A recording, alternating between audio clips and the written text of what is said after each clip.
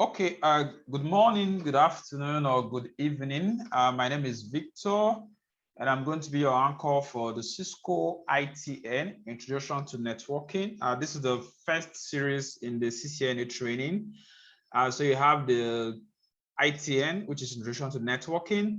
You also have the Routing, Switching, Wireless Essentials. Then you have the Enterprise Networking, Security and Automation.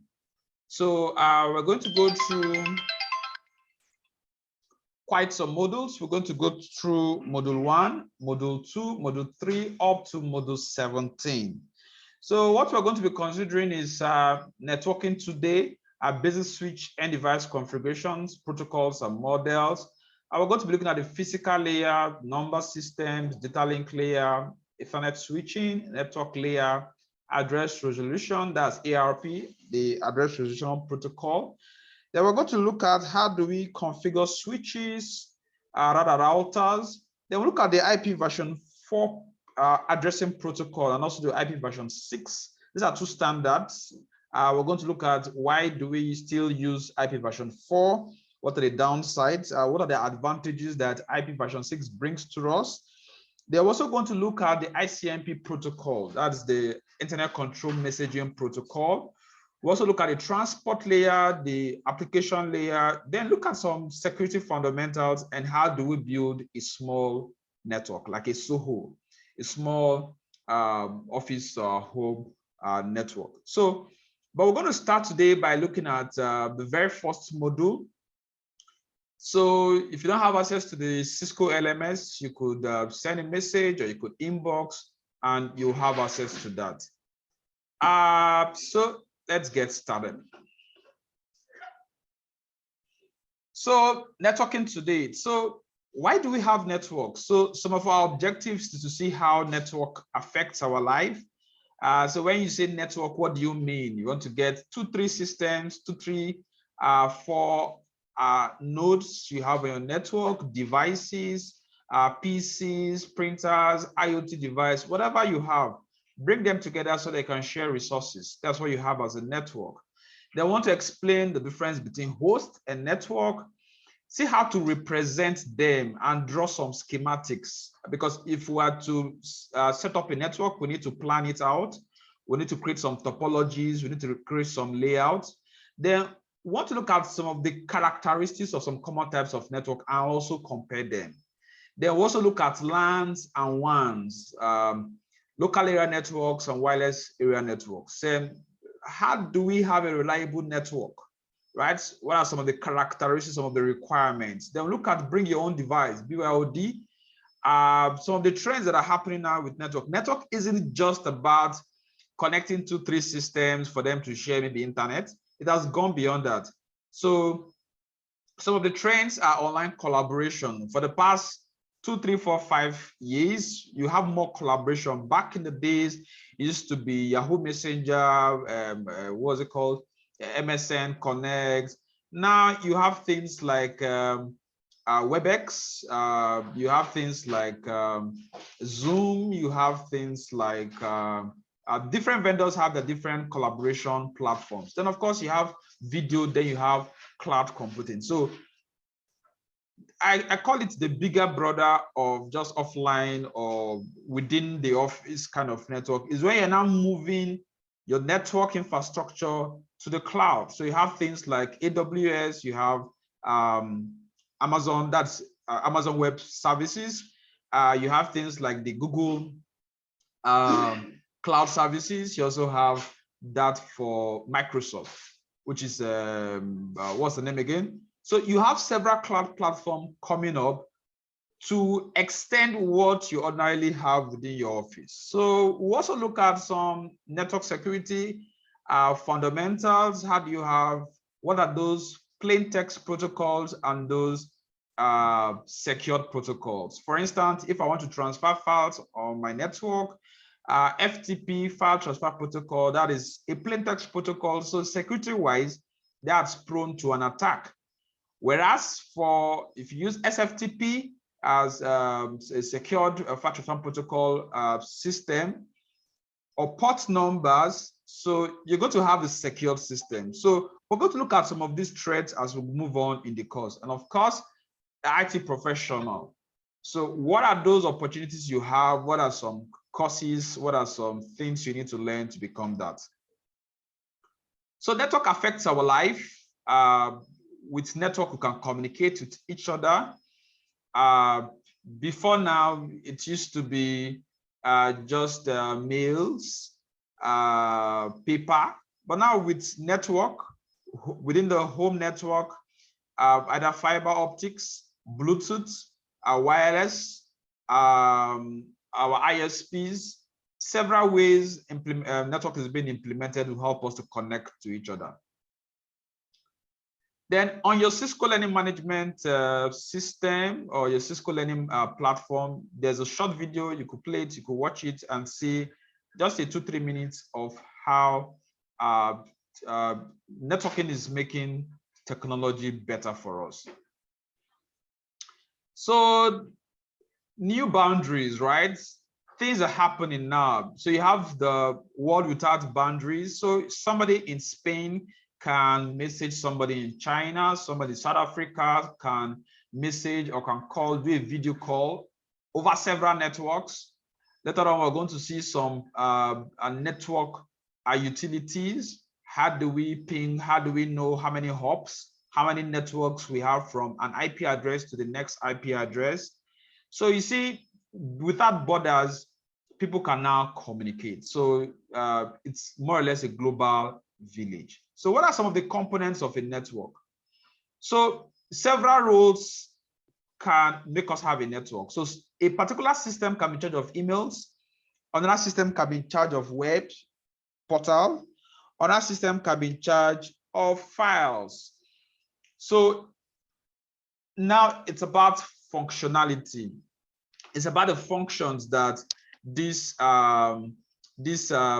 system it's helping us achieve, right? So what are different functions that we can have our network do for us? So if we have email, we have web, we have file. For instance, southtechventures.com, so that's a website sitting on a web server. That server is a system somewhere that's going to be available over the internet. So you have files. If you buy Google Drive or Google Storage online, I think Microsoft calls theirs OneDrive. Google called their own something. Just go to Google, say you want to purchase 1 terabyte. You could purchase that for about but think about $20–30 or so for per month. So that's like a file server. So there's a system there with terabytes and terabytes and petabytes of storage that you can store your data and you pay for that. So that system, that server is dedicated for just storage. Same thing with email. Then of course, for peer-to-peer networks,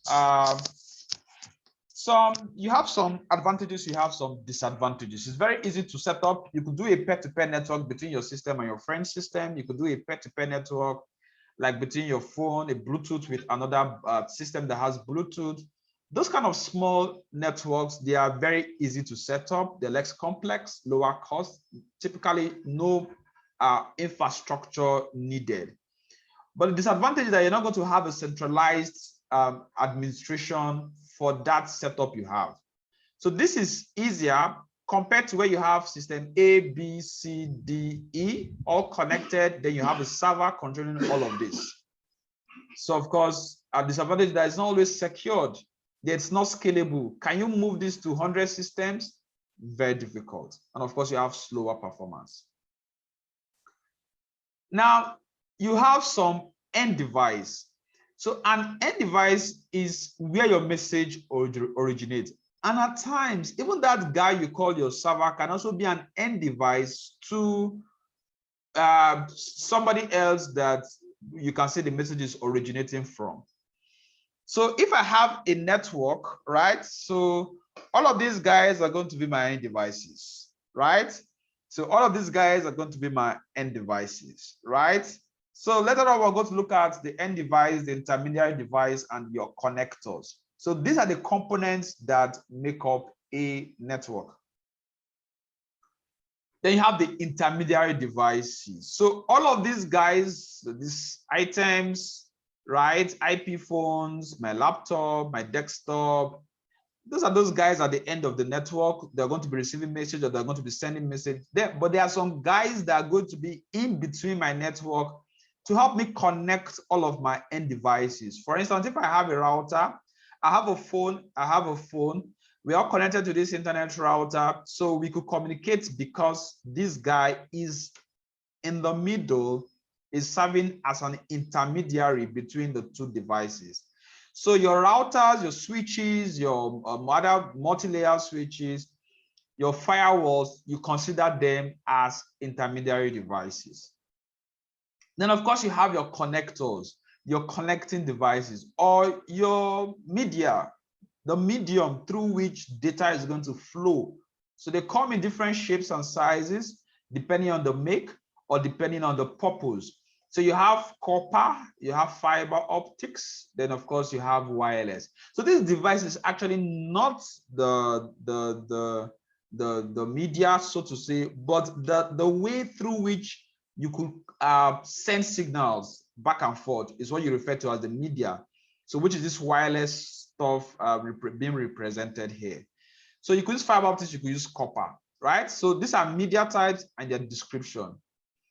So metal wires within cables, of course, is going to use electrical impulse, like your regular wires you're going to have. Then your fiber optics is going to use also pulse of light, which seems to be the fastest now. Then, of course, wireless transmission is going to use modulation between different frequencies. That's why if you try to configure some routers, it's going to tell you different frequencies you could configure the router for. So all of this is what we refer to as the network media. So when we try to look at what makes up my network, so we say the end device, the intermediary device, and my connectors.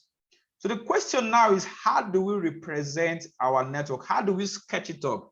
How do we, like, say, if we need to install a network in a 3-story building, the first thing we want to do is we're going to ask ourselves, how many end devices are we connecting? So we can say 50 items, 30 on the ground floor, 10 on the middle floor, let's say 15 or whatever is the remaining balance upstairs.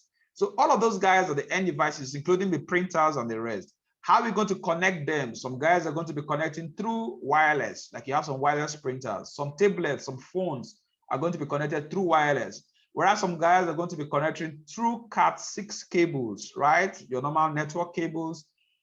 Then some guys might be using, maybe we're going to use fiber optics to get from a junction up to where we're going to now get internet into the building. But before that, we need to plan, we need to sketch out how everything is going to look like.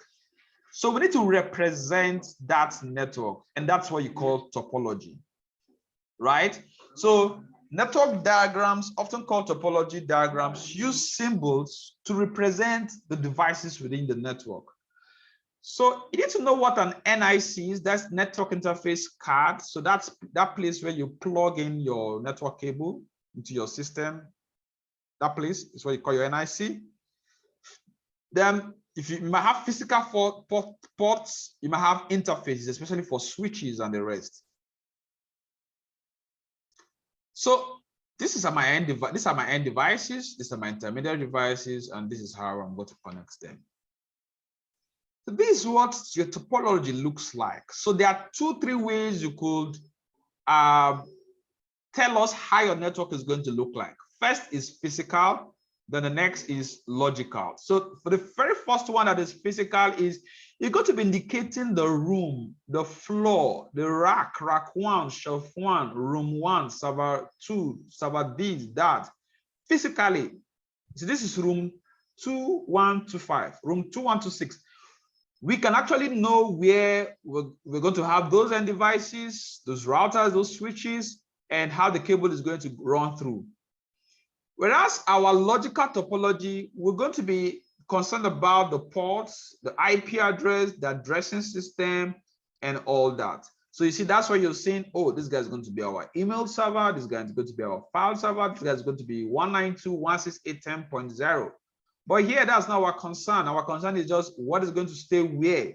Here, we're going to ask ourselves, how do we configure all of those guys? Or how they're going to pick up IP addresses, or what's going to serve which function. So there are several types of networks. So you can have a small home network. You can have a SOHO, a small office home network. You can have a medium to large network where you have 2, 3, 4, 5, 6-story buildings. Or you can have the WW, which is the network of the networks, the biggest of all the networks. At times we call it the internet, right? So this is just me in my small home. This is me in my office with some staff members. This is me in a bigger building with several, what's it called? Several rooms, several PCs, several persons. Then this is everybody all connected, like a big, lovely world. So LANs and WANs. So two most common type of network is my LAN. So you could refer this to as a LAN. You could also refer this to as a LAN.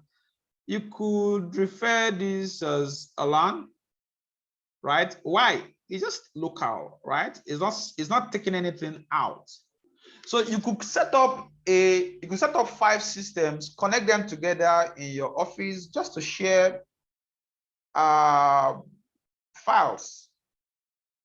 Like just an hour ago, I tried to set up a network for an office, upgrade some of their PCs, that had embedded. They were using some DVRs, some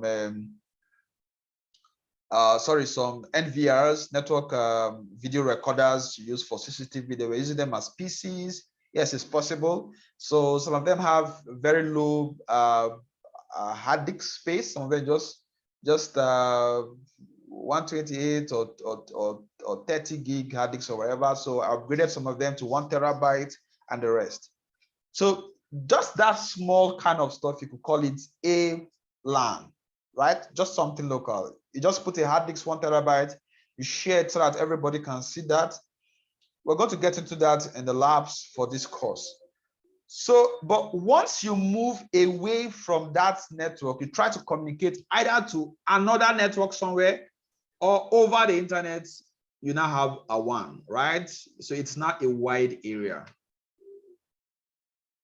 So some of the differences between a LAN and a WAN is that a LAN is just limited area, just a small place, a small organization, a small home. They're not going to be needing too much of bandwidth or speed, of course, because they're just using few systems, so they're not going to need much. But for WAN, it's going to cover a larger geographical area. They will need to be administered by an ISP. So you need an ISP, an internet service provider, to come and mount something for you, like a radio device, a CP, a consumer premise equipment, so that you can pick up signals and get into your building, or you might need to get fiber optics into the building. So you need a service provider most times. Then typically provides slower speeds links between LANs, right? But within, you can have something faster. So internet, which is what's called the big daddy, the network of networks, is just several LANs and WANs and whatever connected all together. That's what we call the big network, the biggest of the biggest of the biggest of the networks, right? So it's not owned by an individual, controlled by different structures. We're going to see all of these guys and what they mean. Now, so intranets, when you hear the word intranet, just for our use, like there was a time in the office, we just networked most of the systems. That was before the days of WhatsApp. So we now in the office, you can create a WhatsApp group and everybody can chat over internet and the rest. But then created a network, I installed a small utility. It works once you install it, and if everybody installs it, you could see yourself, I've forgotten what the name of this, just a small application. So that's what you have on internet. So we can chat within ourselves. over the network. We don't need an internet to do that. So that's what you call intranet. Or where you just have a small LAN, a switch with some few devices, you connect it and you put a hard disk. You have some network hard disks these days. Some of them are wireless, some of them have an NIC, network interface card, where you could plug. Then you connect it to your switch or connect it to a system and you share that hard disk. Everybody on that network can see that hard disk, right? So that's what you refer to as an intranet. Then an extranet is where you're not trying to collaborate with others. It's now more than just your local LAN. And of course, the internet is the biggest of all. So internet connection. So how do you get access to the internet? Back in the days, you used to use the DSL. I remember when I got access to the internet on my PC, I shouted Eureka, yes. Because then you have to go to an ISP or you have to go to a cafe before you can have internet access. Or then I can still very remember you could use a mobile phone or you could use a landline. You connect through the RJ11 cable to your system and you dial. So you dial hash, I think *99 hash. That's most of the default internet number you dial. So you dial the LAN phone. The LAN phone now gives you access to the internet. So that's what you call a digital subscriber line. So it can also be using IP phones. There are Cisco IP phones, Netgear, several IP phones that you could use to connect to the internet, or you could use to do video conferencing. So these are several ways you could connect to the internet. But these days, it's a little bit different because with a mobile phone, once you have ISP service, no matter what your service is, it can be Etisalat, it can be Glo, it can be MTN, it can be Vodafone, it can be AT&T, it can be any service provider. Most times when you have access to them, you could have voice, you could have data, you could also have video. So you can have everything. So for home and small office internet connections, so this is what cable can do for you, right? So DSL is what it can do for you. For cellular, this is what it can do for you. For satellite, this is what it can do for you. Also, some, let's say 50 years ago, satellite was most common. But these days now, you now have CPEs, more faster ways, or people could connect to the internet, and fiber optics is now most common. Before, people will mostly mount dishes and connect over satellite. So the different type of connections and the description. So you can have a dedicated lease, so you pay more most of the times. Or you could have just Ethernet 1, or you can have a digital subscriber line, or you could have satellite, right? You could also have the mobile means. You could have, for your dedicated lease line, fiber optics can be the means through which you could also have access to that.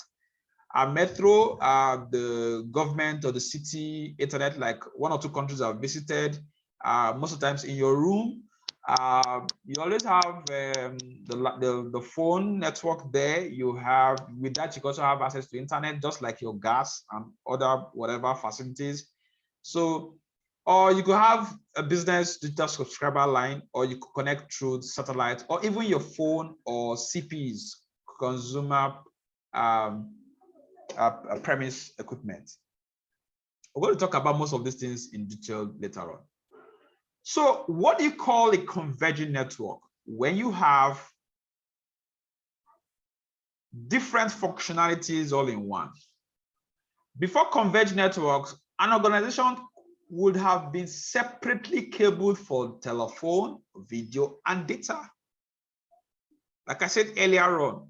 So instead of me to have a telephone line separate, have a video line separate, have a data line separate, With just one ISP, one cable, I could have video conferencing, I could have data, I could browse. I can also have my calls. That's voice over IP. So these are what you have these days. So convergent network carries multiple stuff. Just like your regular phone these days, you could use it to browse, you could use it to do voice, video conferencing, you could also use it to do data. Previously, it doesn't used to be so. You had less of convergent network, you had more of most things separated. So there's a video on your LMS that can help you tell you how to download and install Packet Tracer, or maybe I'll do a different videos on how to, a different video to tell you how to do that. So because the Packet Tracer is going to help us simulate most of the things we're going to be learning over the course of this course. So Packet Tracer, very important. I will drop links and description in the video. So network presentation, there's an activity. I'm going to post that later on in the course. So I just want to bother myself now about the real content, the flesh of the course. Then later on, we can do all of the Packet Tracer stuff. So reliable network, how do we ensure we have a reliable network? If you want to have a reliable network, make sure you infuse fault tolerance, you infuse scalability. That means I can grow, I can make it bigger. Make sure you infuse security, then make sure you infuse quality of service. So if a network does not have these components, if they don't have these characteristics, then it's not reliable. So when somebody says, I want to build a reliable network, it then means that it has failovers, it has fault tolerance. So you have things like load balancing. So you have two ISPs all in one building. So if this fails, you fall over to the next one. Yeah, thank you very much. So if for scalability, you want to ensure that you're not planning your network, limiting yourself to the number of devices you can have. How can you scale? How can you make the network grow bigger? If you have 10 more staff, how do you scale what you've already planned and deployed now? Security, how do you ensure that you're secured? Quality of service, how do you ensure that you can deliver on the speed, you can deliver on the bandwidth, you could deliver on the throughput? How much data can you transmit on the service that you are deploying? So when you say fault tolerance, you see these two guys, I'm having two access to the internet into this building. So you call this the redundant connection. So it allows for alternative paths if a device or links fail. So if this guy fails, we can get to this. So you see, most small networks are not going to pay attention to this. But if you're going to be doing what we call mission critical installations, redundancy is very key. So you want to be getting devices that can do redundancy, that could do failovers. So they will tell you on the device, you're going to see Internet 1, Internet 2. So you can have two ISP and plug into that router 1, plug the second one into the second router 2. Then you can now configure the router to fail over to the second medium when one fails. So that's what you call fault tolerance. But most small and very basic network will just, if it fails, it fails. For scalability, you're asking, how do you expand? So you see, I have fault tolerance here. I could expand, I could pick from it into another network. I could pick, so how many assets do I have? How do I extend? How do I use extenders? How do I use routers? How do I use switches to extend, to scale my network? Very, very critical. So when you are designing, you want to follow some acceptable standards. We're going to consider most of these things later on. Then quality of service, right? With the quality of service policy in place, the router can more easily manage the flow of data and traffic. So at times in quality of service, we're talking about priority. What do you give priority? In most routers configurations, you're going to see that, especially the unmanaged routers, you're going to see that you could prioritize and say, please give priority to voice, or give priority to data, or maybe give priority to so protocol, maybe to FTP, or give priority to HTTP, that's web access. So that's what you consider as quality of service. So your routers, your switches, and those devices you have, we're able to help you configure quality of service or infuse quality of service into your design. Quality of service will tell you which do you prefer, which do you prioritize.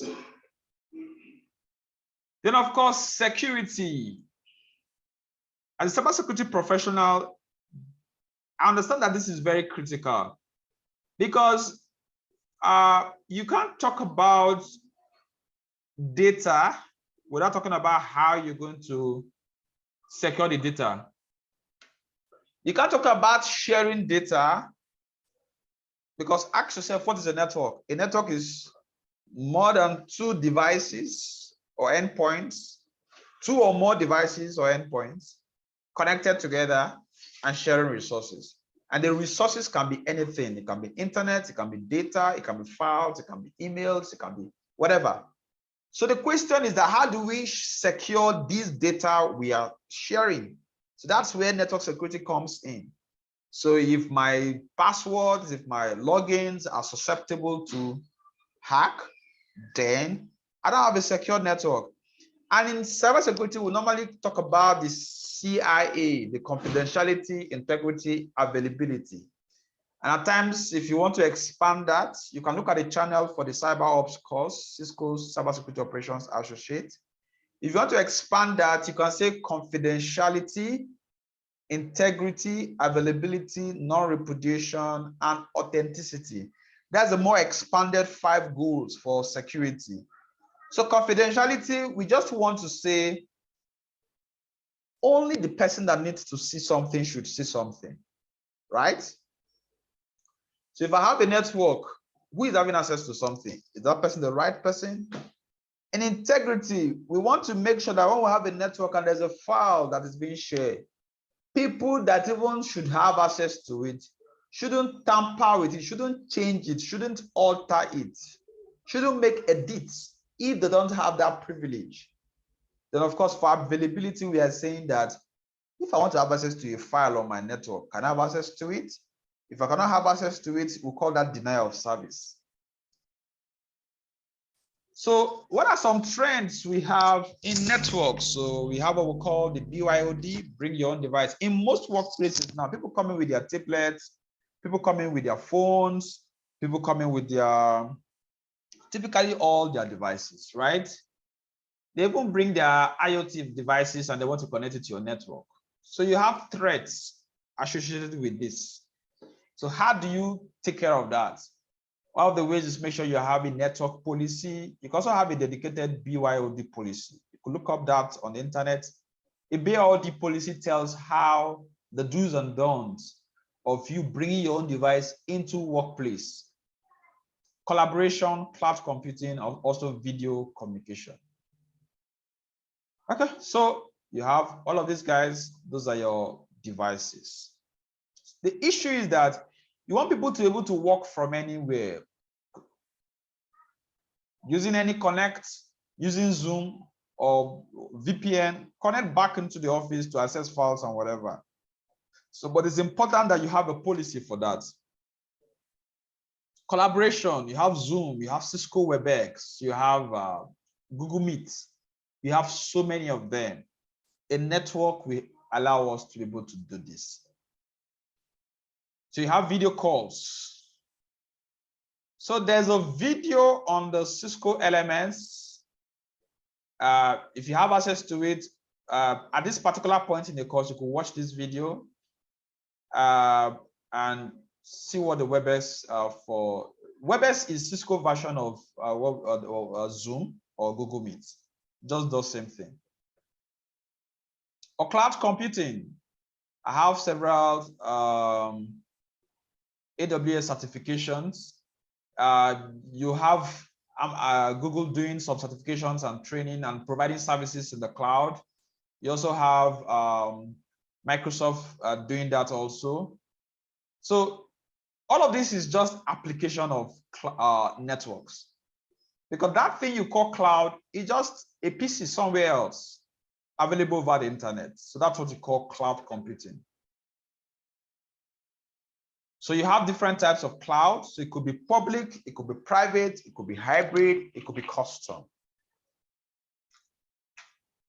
So when you say public cloud, so pay-per-use. So when I go to use Google Drive, and my 15 gig, that is the default space, is exhausted, I pay for more, right? At times it's free. The 15 gig is free from Google. If I need more space, I pay. So that's a public cloud, right? Available to everybody. You could pay and you have it. But you could have private clouds like you have in some organizations. They have a server, maybe a file server, and they make it available over the internet. It has a dedicated IP, so you could ping it, you could access it, provided you provide the password and whatever. So that's just private to that government or that organization. Then of course you have hybrid, where you're mixing both the custom or the private and the public. Then you have custom, where you're just trying to meet some, like hospitals, media, specific industry, they just do their stuff their way. So smart home technology. So imagine I have a phone. So I call this most of the times IoT, Internet of Things, where you are having access or controlling or sharing or utilizing devices over the internet. That's what you call IoT, right? So I have my phone. I have some cameras installed at home. So while at work, I could view cameras I have at home. Yes. That's made possible by network. So that means those cameras at home, they will definitely be IP cameras. Then they'll be connected to a router at home that provides those cameras internet. Then while at work, I could speak to people at home. Some of those cameras have two-way audio. Or I have a garage at home and a delivery guy comes to my house to come and deliver. He doesn't see me. Because my gate is a smart gate and I can control it over my phone, the guy can call me and say, I'm at your home and you're not around. I say, hold on. I could turn on the application. I can see that gate. The gate has cameras, so I could see the gate. I could see the guy. I can open the gate and tell him, please walk in, drop the parcel and leave. He leaves, I shut the gate. That is the new trend. Same thing with cars and the rest. So power line networking. So this is where you're trying to provide power at times over internet, especially when you do, we'll call them low voltage installations, like your CCTV, like your cameras and the rest. Or you're trying to protect most of those devices. And of course, you have wireless broadband. So this is where your ISPs come in most of the time. So you might need a radio to tap and pick up service from them. So network security. So like I said earlier on, you want to make sure you have a secure network. So how do you have a secure network? Make sure you don't just use plain text protocols, you use secure protocol. Your threat can be external, it can be internal. How do you manage it? The protocols you're using, they must be secure protocol. We're going to look at that. It's a module on its own in this course. I think that's the last module or second to last module. The technologies you use, the device you use, the tools you use, the techniques you use in implementing your net, very critical, very important for you to have a secure network. Okay, so most of the threats you're going to have are going to be all of these guys: virus, worms, trojans. And all of these guys, I call them malwares. So malware, even spyware and hardware, they're all brothers and sisters, like I will call them. So that's the umbrella word for malware, malfunction. Malicious software is a compound word. So anything that causes system malfunction is a malware. So malware has several types based on how they operate and how they function and what their goals are. So viruses will typically spread like worms, Trojan, applications that look like legitimate applications, but they are not. Spywares, you have them, we spy on what you do, maybe via your keyboard. A keylogger is a category of a spyware, or over your camera. They have hardware, so something that pops up and just gives you banners, messages, just disturbs you. Might not be so harmful, but that disturbance will cause what we call business discontinuity, or to affect your business, or it will not help you deliver whatever you are doing on your PC on time because of that lag in time. Imagine if you have a pop-up on your screen for 30 seconds every 2 minutes. So it will delay you. So that's an adware, just an advert. So all of that, you classify them as malware. Of course, you have zero-day attacks. So an attack that happens before the owners of the software are aware of it, you call that a zero-day attack. I create this particular software, the name is ABC app. And there are some bugs I didn't discover. So somebody else discovers it and hacks that software. So you call that a zero-day attack. And of course, you have threat actors, denial of service, data interception, and identity theft. Most of the times happens through social engineering. So most of these guys will happen from an external source, right? Then internal threat, so a disgruntled employee, somebody that was not paid his dues, somebody that is greedy, somebody within, right? A malicious employee, right? The person can steal up data, sell your data, do all kind of sorts. So how do you implement CIA? Confidentiality, integrity, and availability. You could take the cybersecurity course, or you could look at the Cisco Cyber Ops. Most of these things are explained in more detail, and you have a lot of labs to take care of that. So in this ITN, it's mostly an introduction. Security solutions. So how do you do that? Have firewalls, have access control lists, right? An access control list is going to control access to some devices, to some protocols, to some lists. So we can say that everybody that is a visitor on this section of the network, you cannot have access to the internet. Everybody using so range of IP address cannot have access to so PC. So it can be inbound, it can be outbound. So I think in CCNA 2, that is routing, switching, and wireless essentials, and also in the enterprise networking and security automation, the CCNA 3, that is very, very well explained. And of course, how you're going to do that. So firewalls, ACLs, IPS, intrusion prevention system. The good thing is that even some antivirus software still acts as intrusion prevention system. Like I know of ESET. ESET acts like a very good HIDS, a host intrusion detection system. So it could detect when somebody is trying to maybe scan maliciously your system. It will block that. IT professional. So there are several certifications that you can take, quite a lot of them, right? CCNA, especially the CCNP, the CCI, the DevNet, and whatever. So if you don't have access to the NETA card, if you don't have a token, you could inbox, you have access to it, and you could take up the course, write the exams, take the quiz, and get your digital badge. So several opportunities abound in networking.